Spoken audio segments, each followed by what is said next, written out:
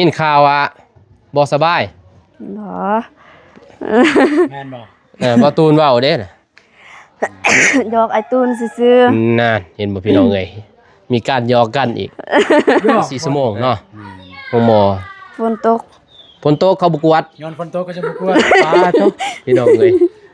กำลังได้ยินแต่น้องนี่แหละตอบคำถามผิดเด้อสเปคเขาก็บอกเลยเนาะเหมือนเนาะถามเรียบร้อย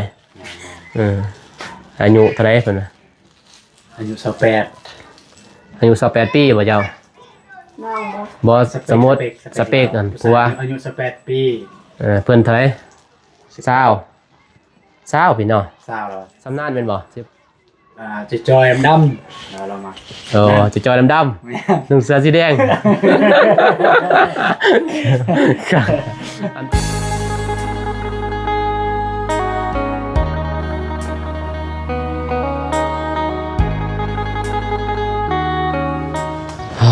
โธ่พี่น้องเอ้ยเนาะเปิดภาพมากเลย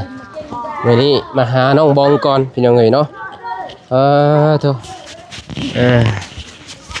เยี่ยมยามน้องบองเพิ่นว่าบ่สบายเป็นไข้เป็นหวัดเป็นไอพี่น้องเอ้ยเนาะเอาพี่น้องเนาะก่อนอื่นจะกราบทักทายสบายดีสวัสดีเด้อพ่อแม่พี่น้องเมื่อสู่สุคนบ่ว่าจะเป็น FC ฝั่งลาวฝั่งไทยต่างประเทศกันยินดีต้อนรับเข้าสู่2บ่าวนงคือเก่าคือเดิมพ่อแม่พี่น้องเอ้ยเนาะมาพบมาพอกันกะ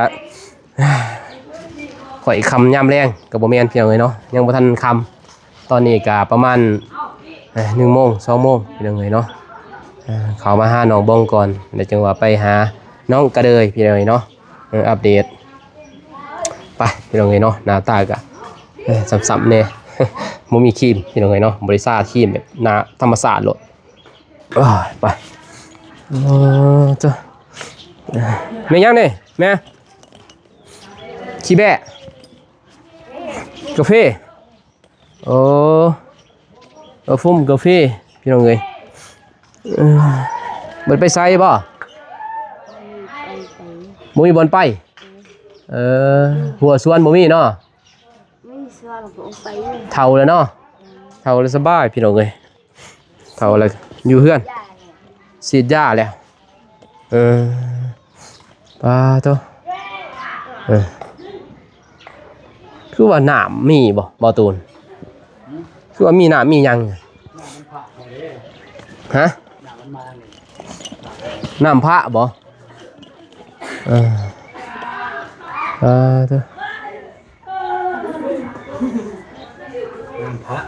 เราทำอะไรอยู่ครับ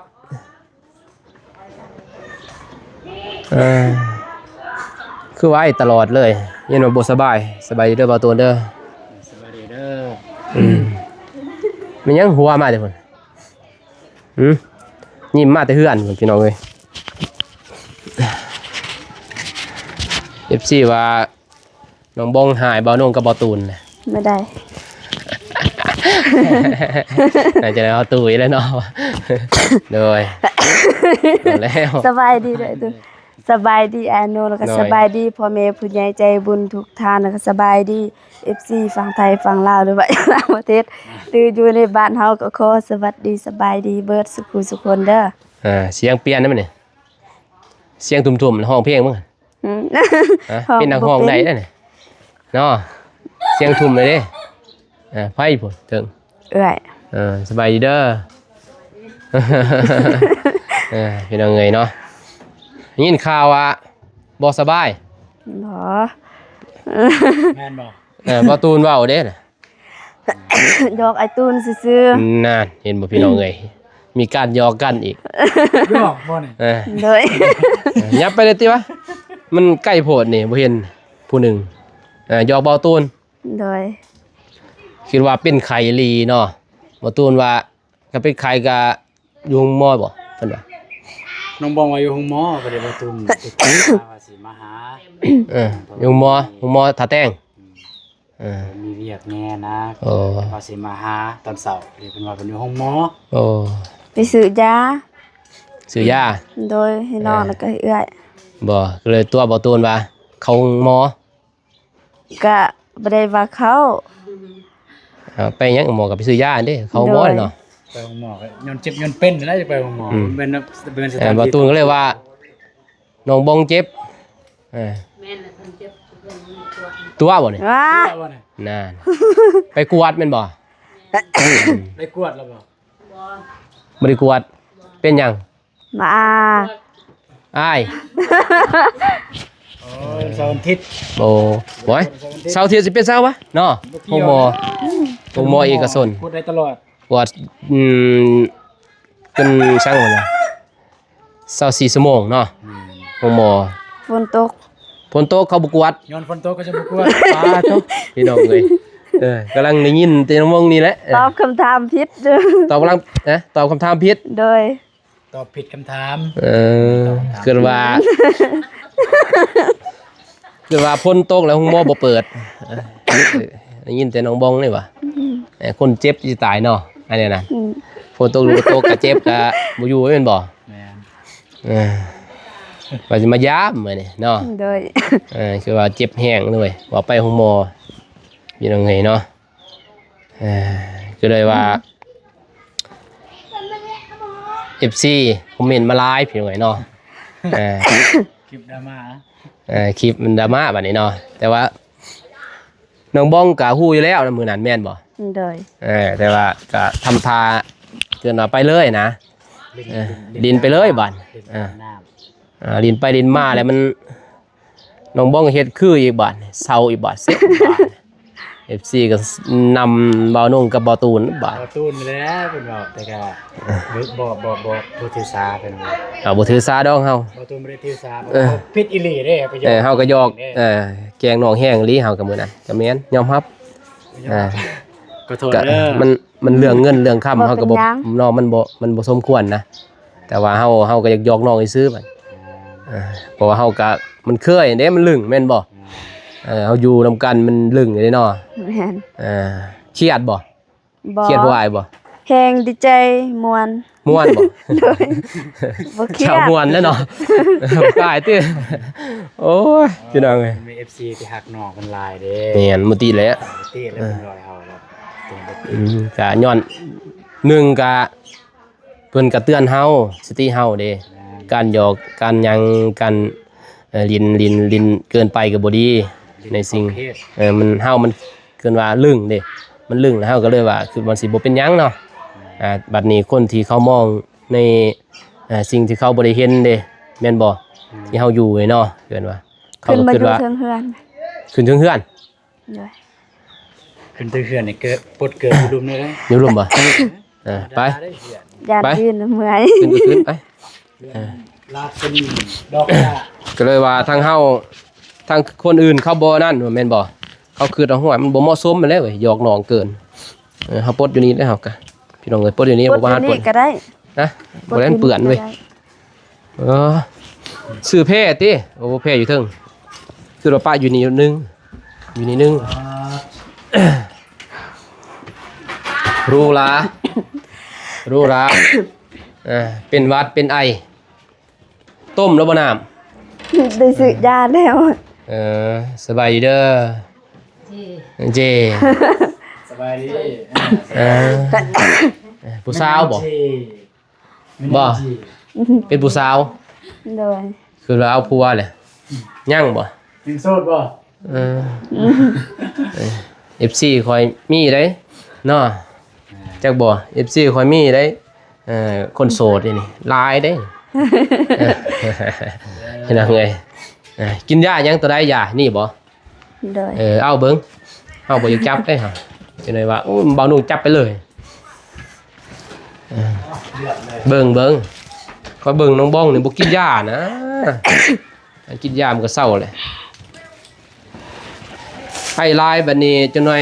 มันเป็นเสมหะอันตรายได้ยินบ่ เอาขนมนี่ โบให้ขนมอีกเลยตัวแล้วเป็นไข่เป็นหวัดกินขนมแนวนี้ ขนมโอ้ กินจะกินบ่นี่ไปกิน ก่อนเดียว ก่อนเดียวก็บ่เหลือได้ขนมตัวนี้เนาะ กินได้นี่เป็นว่าเป็นไอ้โอ้ยน้องบอ มันมีน้ำมันพร้อมเด็กก็หวานอีกเลยให้บ่ตูนเพิ่นกินใส่รองเท้าเบิ่ง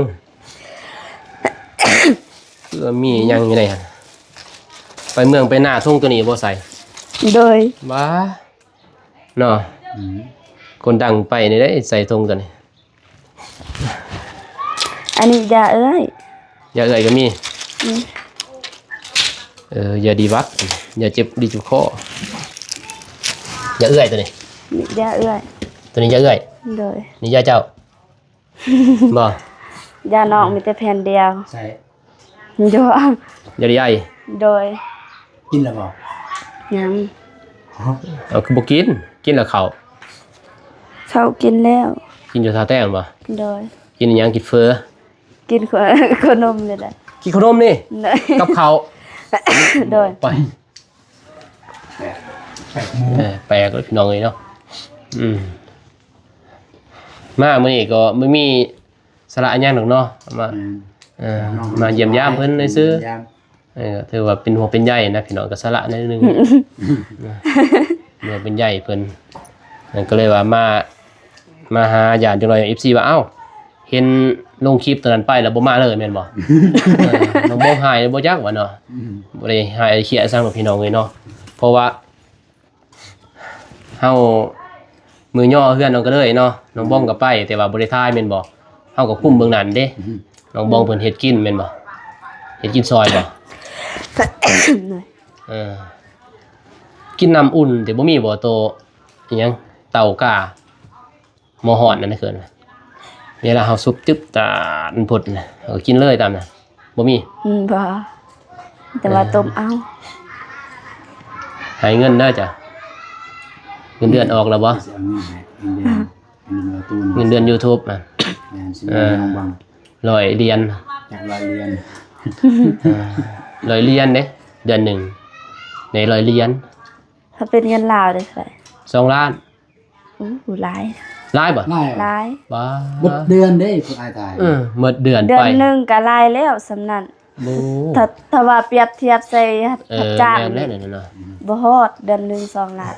แม่นอยู่หลายแต่ว่า2ล้าน แต่ว่าน้ำมันลดก็อยู่หันอย่างนั้นกินยาก็อยู่หันเด้ยินบ่หลายอยู่บ่ซื้อเครื่องก็อยู่หันได้แม่นบ่ไปให้คือพวกอายมาสมมุตินั่นนี่มาย่ามเจ้านะสมมุติเจ้าบ่ โดย ย่ามเงินออกก็จังได้ซื้อตอนนั้นแหละย่ามบ่มีย่ามนี่บ่มีแล้วก็มาย่ามซื้อแล้วเว้ย คือจังซี่แหละบ่มีมันยามซื่อ อย่า บ่มีหยัง บ่เป็นแล้วมายามซื่อๆก็ดีใจแล้ว น้อยมันเยี่ยมย่ามน้องเพิ่นพี่น้อยเนาะก็เลยว่ามาถามเรื่องตัวคลิปที่เบานุ่งถ่ายและที่แกล้งน้องเพิ่น กับเบาตูนนั่นแหละก็บ่ได้ตะบิดก็ปรึกษากันว่าสิมอบให้น้องเพิ่นเลยบัดนี้เนาะแต่ว่าน้องเพิ่นก็ฮู้อยู่แล้วแม่นบ่อายนิวทินเพิ่นเนาะเพราะว่า เพิ่นฮู้แล้ว เฮาก็เว้าล้านซองดิเพราะว่าอายนิวทินกันเพิ่นบอกเพิ่นแล้วเนาะบอกน้องเพิ่นแล้วว่า 3,000 บาทนะ 2,000 บาทนะ 2,000 บาท 200แต่ว่า200หันให้เบานุ่ง2,000ให้น้องบ้องพี่น้องเอ้ยเนาะแต่ FC เพิ่นก็หวยเป็นห่วงน้องบ้องนะบาดนี้เนาะเฮามาลินความเกินว่ารู้สึกของน้องเนี่ยอยู่ดีเนาะเพราะว่าเฮาก็บ่เคยหยอกเด้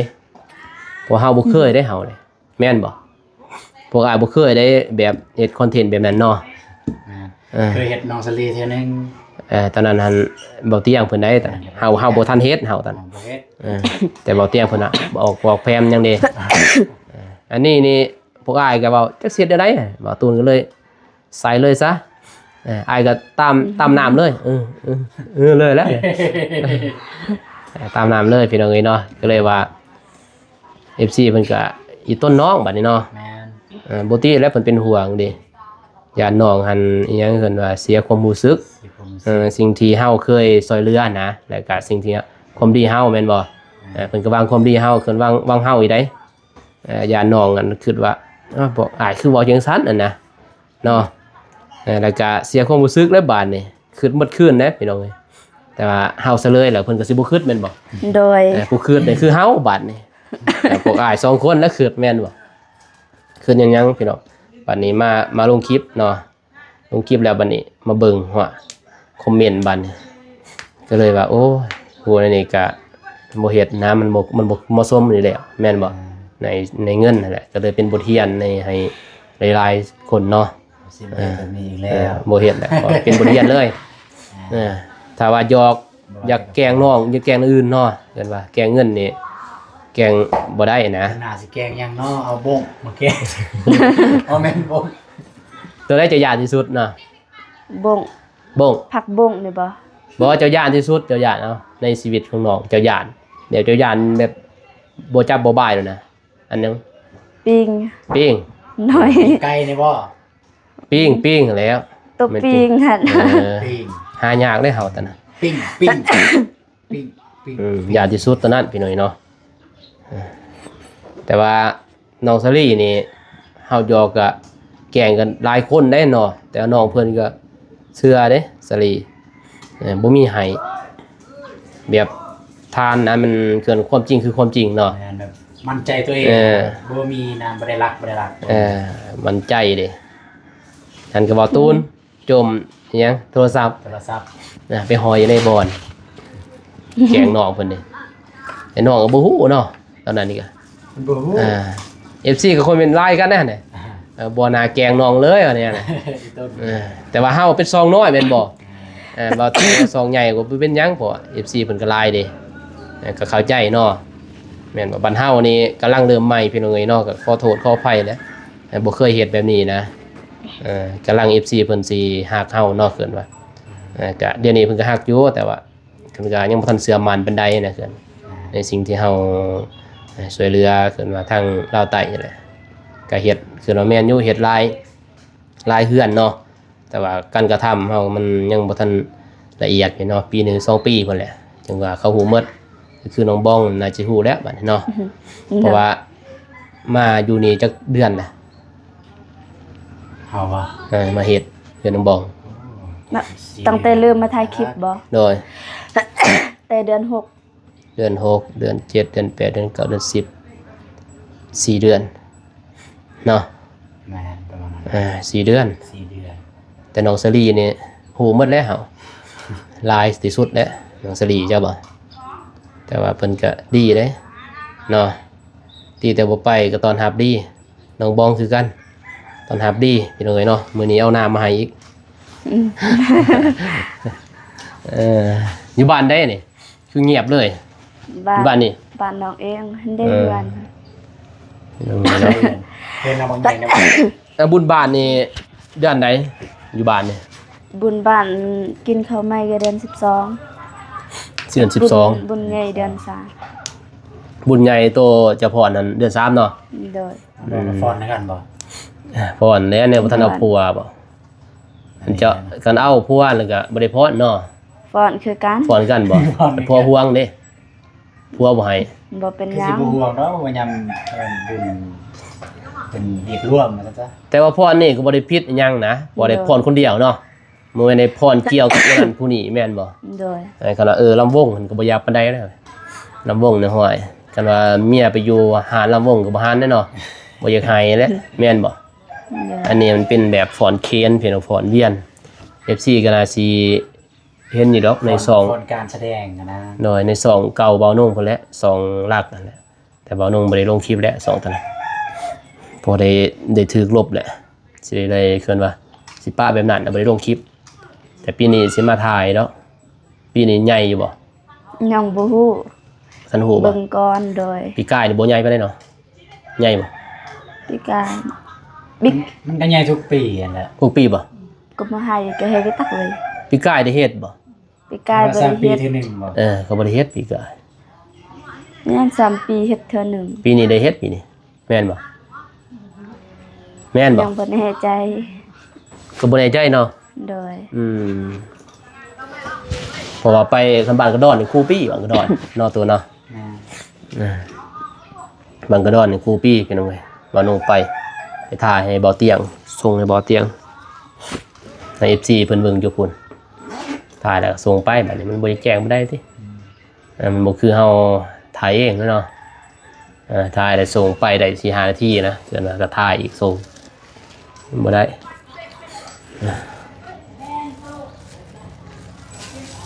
พ่อแม่ไปใช้พ่อแม่ไปสวน โดย ช่วงนี้แล้วเมื่อละสวน เสียหญ้าเสียยุง แล้ว แล้วเฮือนแล้วก็แล้วหมดเนาะ เฮือนแล้วก็ส่วนก็แล้วเป็นจังได๋ ไง นั่งแม่นบ่ น้องกดมือเลยน้องกด อันนี้น้องบองนั่งเป็นหยัง ผู้หญิงบ่เหนื่อยเนาะ ใส่สินบ่เมื่อย เข้าพรรษานี่แม่นออกพรรษานี่ไปใส่บาตรอยู่ไสบัดนี้ วัดหนอง บ่เรียนนี่บ่เด้ส่วนบ่ตูนไปบ่เข้าวัดดึงไปเบิ่ง ส่วนมื้อนั้นตื่นสวย ตื่นสวย โดย จะฮู้บ่เฮือนเพิ่น ผู้ ไปดึงรถ บ่ ตื่น หา สวย น อย่าสั่งรถจอดไปแม่บ่เอิ้นบ่ตูนแน่พาเพิ่นเข้าแน่เข้าวัดนี่เข้าวัดนำบ่าวนุ่งนี่เถิน เทื่อนึงบ่เคยเข้าวัด แต่ว่าทำบุญพี่น้องเอ้ยมักทำบุญ แต่บ่เข้าวัดจ้ะบ่ เฮ็ดบุญแต่บ่เข้าวัด เพราะว่าให้ลองไปเบิ่งให้การบ่าวตูนอัปเดตเลยถ่ายเลยจ้ะบ่ ว่าสิไปอยู่มื้อนั้นตื่นสวยอีหลี บ่นี่ออกพรรษานี่ก็ไปครั้งหนึ่งครั้งเดียวหมดได้บัดนี้ สิลองไป ครับให้น้องเพิ่นเตรียมก็ไปลองเบิ่ง เราจะไปทายน้องนั้น เพราะว่าไอ้วงท้ายก็มันบ่จะคักได้เสียงเฮาก็เบิ่งอยู่เนาะ นะ แต่ก็บ่คักบ่คือแบบกองเบาตูนบ่แล้วก็เฮาเบิ่งมันก็น่าสิม่วนนะเฮาฮู้วิธีถ่ายเด้ นะ จับพระบอลหันบอลนี้นะอันนี้หันห้อยถ่ายมัวเลย เห็นเขายังใส่บาตรก็ใส่ด้วยอันนี้เนาะ จากบนได้น้องบองแนวอยู่เนาะเนาะ จังเห็นแม่นบ่จับภาพมันงามๆพอน้องสลีก็ไปเนาะมื้อนั้นเห็นอยู่บ่ เห็นเพาะกันอยู่ เห็นบ่เดิมเด้ น้องเดิม เดิม บ่เห็น บ่ เห็นแต่สลีเนาะ โดย สลีสิทักอีกแล้วเจ้าบ่ทักก่อนสลี โดยน้อง พอ ส ดี ลี ตอนขี่รถก็พอนำกันแล้วก็เนมละกันแล้วก็ยิ้มใส่แล้วก็ทักทายว่าไปกับไผเพิ่นจะสิ โอ้ฝากกะลีเลยรถตัวนี้แม่บ่ พี่น้อง พี่น้องมันน่าคือแม่เนาะไปกระเบิงวันนี้เลี้ยวแล้วเฮือนสิมายังอีก หัวหยอกอยู่เลยไปไปอัปเดตเรื่องน้องก็เลยต่อ ไปกันน้องก็ได้น้องบองกับพักผ่อน พักผ่อนกินยาอะไรก็นอน บ่มีหยังเด้อขอบใจที่มายาม อยู่ได้ได้เนาะ นะ เวลาก็ของฝากของตอนเนาะ นะ เป็นศีลบ่ นะเห็นเป็นสิ ตามศีลเนาะ มื้อหน้าก่อน ยายนุ่งชินต่ำ ทำศีลนี่งามเนาะ เมียนุ่งยังนุ่ง แต่ว่าแพงได้ซื้อเลยแม่นบอก เพราะว่าน้องได้ตามหาน้องอยากให้ซื้อ โอ้ให้ซื้ออีกเบาดอกเนาะเมื่อยได้ตามตัวนี้เพราะว่าเบานุ่งเคยเห็นเด้ถ่ายแม่นบ่มื้อนั้นเหยียบยัดขึ้นว่าตีนยันจนจังมือถีบแม่นบ่จักเดือนแล้ว ๆประมาณถ้าว่าตำไว้ก็เดือนหนึงก็แล้ว โอ้เป็นเดือนพี่น้องเอ้ยนางมืดมือมืดคืน3-4แล้วเนาะนาง เฮ้ย ก็สามารถเดิน6แสน เดือนหนึ่งตัวหนึ่งเดือนหนึ่งตัวหนึ่ง ก็ตาม เดือนหนึ่ง ตาม 6แสน ตามก็สิซื้อดอกเนาะซื้อซอยน้องเพิ่นพี่น้องเอ้ย ซื้อให้เอื้อยจะใส่อยู่เฮือนซื้อซอยดอกเนาะ บ่มีขายอยู่บ่บ่ ตอนนี้บ่ งานคันมีไอ้นุ่งก็สิเอาขายถือแสนหนึ่ง2แสนบ่ โบมือเหือเตะเหือเต้นแต่พายกอยังบ่พอเนาะพายกออยู่คือเท่าไดแม่นบ่พาย4หั่นกอเท่าได 20,000 20,000กอหนึง บ่20,000 ลงทุนสมมุติเฮาตำนี่ผ้าพื้นหนึงนี่หมดจักแสน มันบ่ขายบ่ ซื้อพายอะนะ สิบพัน Ờ. ประมาณแสนหนึงนี่แหละ โอ้ก็คุ้มค่าเนาะแต่ เจ็ด คุ้ม บาท เองขั้นตอนการเฮ็ดทันยาก มันเมื่อยต้องนั่ง งาน คันคนเฒ่าเนี่ยก็ลุกบ่ได้เนาะประมาณจักชั่วโมงหนึงก็เซาแม่นบ่ 3 ชั่วโมง 4 ชั่วโมงก็ นั่งอยู่นั่นแหละ โดย คันบ่มีเวียกแม่นบ่ โดย ตึกตักตึกตักตึกตักนั่นแหละพี่น้องเอ้ย เห็นอยู่ดอก2บ่ตูนถ่ายมื้อนั้นน้องบองเพิ่นเนาะ เลย บ่ตูนเพิ่นถ่ายอยู่พี่น้องเอ้ยไปบัดนี้ไปหาน้องกันเลย ไป ให้น้องเพิ่นนอนเพิ่นเจ็บคอ พักผ่อน เจ้าซื้อนั่นติให้บ่ตูนซื้อมา เจอยัง เตาก้าเด้เตาก้าไฟ เอามากินขนม นั่นให้ขนมแล้วเมื่อ ได้กิน เอาให้นั่นเด้เด็กน้อยกินน้องบองกินบ่ได้นะจังได๋อดบ่ได้กินบ่ได้ไอเลยหมดคืนโดยมาไม่อ่ะเคลียร์เลยพี่น้องเอ้ยเนาะประเด็น เคลียร์แล้วเนาะ น้องบ่ได้เครียดแม่นบ่แฮงม่วนเพิ่นว่าบ่หันยอกแล้วม่วนก็บ่ยาหานแล้วบัดนี้ยินบ่เจ้าม่วนอยู่ทางอ้ายบ่ม่วนกับบ่ตูนนี่เนาะบ่หานแล้วสิรอเล่นฮะแกงได้แกงได้อยู่เจ้าเนาะแต่พวกอ้ายบ่หันแกงแล้วบัด ก็หยอกด้วยพี่น้องเอ้ยเนาะบ่ได้เครียด FC เลยเนาะแต่ว่ามันก็บ่ถึกเนาะเฮาไปแกงน้องเพิ่นไปแกงได้เบิ่งจะหน้าหมู่บ่จะได้หันแกง FC ว่ะไปแกงน้องบองเบิ่งหน้าติว่ะไปพี่น้องเอ้ยเนาะ ไป สะอาดสร้างดีเนาะ สร้างกันเนาะ คักกะลิบ่มีเด็กน้อยเด้ มันไม่ได้น้อย บัดเอาผัวนี่แหล้วบัดนี้ได้หมดเด้เฮือนซ่านบ้านซองเนี่ยหมดเลยมีแต่สิเกียมเอาผัวเว้าเรื่องผัวยิ้ม หมดเลยเด้บัดนี้เนาะมีแต่มันสิมีหยังแม่นบ่มีแต่หาผัวบัด มาข้างในก็มีนะ บ่ต้องหาดอกเขาว่าหาคนดีๆได้เด้อยินบ่สิไปหาคนก็หาคนดีๆได้ยินบ่ ไว้เอาคนมักแกงบ่จังซี่ คนขี้ดื้อคนมักแกล้งบ่นะ แกล้งก็แกล้งเมียเองเป็นหยังเนาะสมมุติเนาะแกล้งมันแกล้งหนักแกล้งยังเว้ยแกล้งบ่เป็นหยังมีแต่ว่าเรื่องคนบ่ดีนี่แหละเป็นยาพวกกินสูบกินยากินยาจะบ่ขี้รักมักโศกเกินว่ามักงัดแงะเกินว่ามักต่อยตี้ยังบ่กินเหล้าเมาสุราหมวยเอายินบ่เพราะว่าเจ้าก็เป็นคนที่สู้ชีวิตนานๆแหละก็คนขยันแหละก็คนดีพี่น้องไงเนาะให้เอาคนดีๆถึงว่าเขาเฮาบ่มักแต่ว่าเขาดีจะบ่อยู่ไปมันก็ดีเลยแม่นบ่แต่คนดีผู้ชายดีนี่จะอยู่ไปจะบ่มักตามยิดยินบ่แต่อยู่ไปเรื่อยๆจะสิมักแม่นบ่ถ้าจะมักเข้าแห้งนี่ดีบ่ดีก็เอาเลยจะบ่ เลย แน่แม่นบ่ไอ้บ่สมมุติจะมักนี่โอ้ยให้มื้อใดก็ให้เนาะบ่ดีก็อย่านะแต่มักหั่นนะสมมุติมื้อนี้บ่ดีมื้อนี้ดีแต่ว่าจะบ่มักแต่เพิ่นมักคู่มือจะได้เอาไปแล้วเนาะมันสิดีก็มีพี่น้องเอ้ยแล้วแต่น้องเพิ่นตัดสินใจเด้อท่านนะเนาะ เลย แต่ว่าสเปคเขาก็บอกเลยเนาะเหมือนเนาะถามเรียบร้อยอายุเท่าไหร่เพิ่นน่ะ อายุ28อายุ28ปีบ่เจ้า น้องบ่ บ่สมมุติสเปคนั่นผัว อายุ18ปี เพิ่นเท่าไหร่20พี่เนาะ สาวแล้ว 19เอาผัวนี่10 28เนาะ ผัว28สำนานเป็นบ่ จะจอยดำเรามา จะจอยดำๆนุ่งเสื้อสีแดง อันตรายเข้าข้างเพิ่นเนาะมันบ่แม่น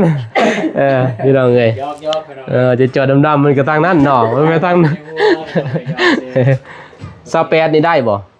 ผู้ดีเนาะผู้ชายฮะ